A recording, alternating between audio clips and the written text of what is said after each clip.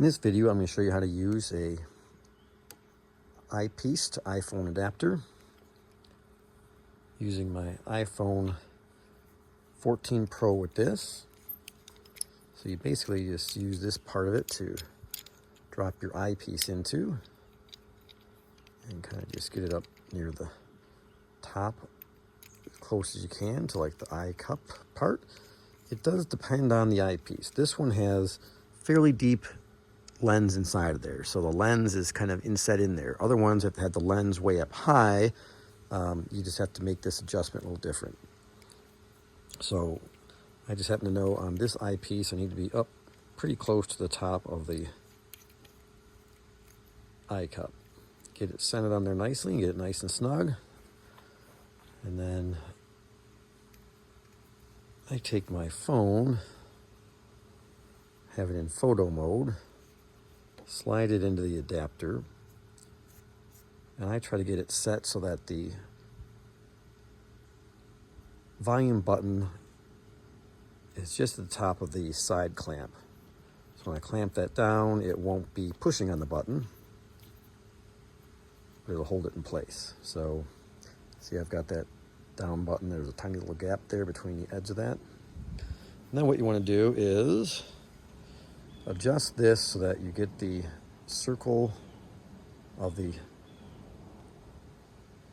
eyepiece. I like to kind of do it where there's some just light background behind it. So you adjust this until you got the barrel of the eyepiece pretty white all throughout it. It's kind of the hardest part because that knob on the back of the eyepiece holder, you gotta kind of snug it up pretty tight, and then you can kind of move it around a little bit. All right, that is pretty good. Then you can put it in your phone holder and make some final little adjustments if you need to.